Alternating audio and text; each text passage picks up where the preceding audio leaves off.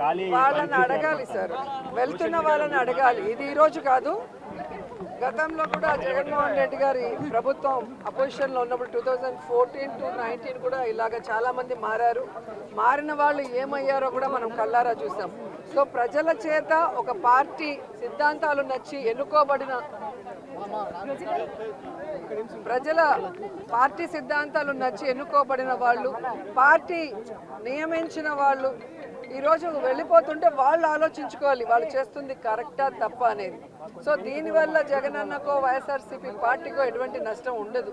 ఎందుకంటే ఎప్పుడూ కూడా పార్టీకి ద్రోహం చేసి వెళ్ళిన వాళ్ళని ఎవరూ కూడా గౌరవించరు, క్షమించరు. ఆంధ్రప్రదేశ్లో ఆడపిల్లలకి రక్షణ గురించి ఆలోచిస్తే చాలా బాధాకరంగా ఉంది.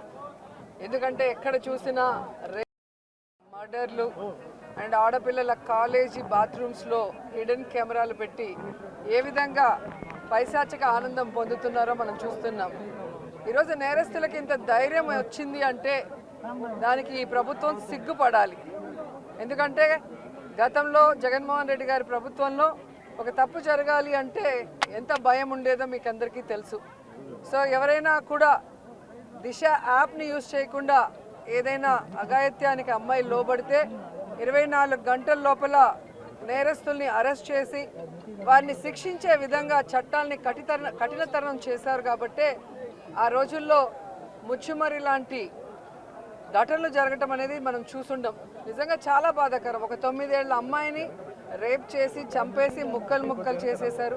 60 రోజులు అవుతున్న అమ్మాయి శవాన్ని కూడా ఇంతవరకు తీసుకురాలేకపోయారు.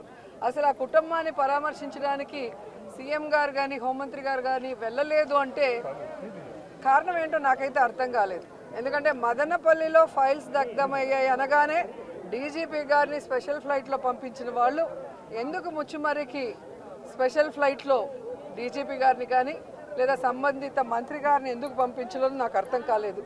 అలాగే నిన్న పేపర్లో చూశాను, గుడ్లవల్లేరు కాలేజీలో బాత్రూమ్స్లో హిడెన్ కెమెరాలు పెట్టారని పిల్లలు వచ్చి ఆడపిల్లలు చెప్తే అసలు అక్కడ ఏం జరగలేదని ఎస్పీ గారు చెప్పడం చాలా దురదృష్టకరం. ఈరోజు 300 మంది పిల్లలు ఈరోజు న్యాయం కావాలంటూ ధర్నా చేస్తుంటే ఇప్పుడు విచారణ చేస్తామని దిగిరావటం అనేది మనమంతా కూడా గమనించాల్సిన విషయం.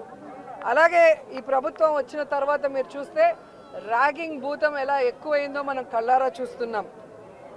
నారాయణ కాలేజీలో మెడికల్ విద్యార్థినిని ర్యాగింగ్ చేసి చంపేశారు.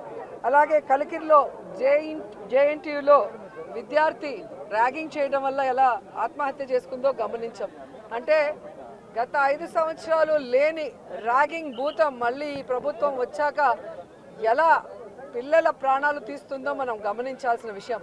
నేను ఈ ప్రభుత్వానికి ఒకటే చెప్పగలను, రెడ్ బుక్ రాజ్యాంగం మీద పెట్టిన దృష్టి ఇంట్రెస్ట్ పక్కన పెట్టి ఆడపిల్లకి రక్షణ కల్పించడంలో గౌరవాన్ని కల్పించడంలో మీరు ముందుండాలని కూడా వాళ్ళని కోరుకుంటున్నాను.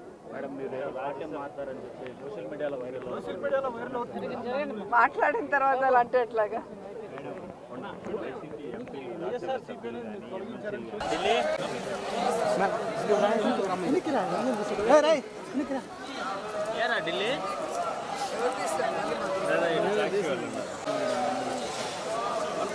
శ్రీనాథ్ అన్న కొంచెం ది అన్న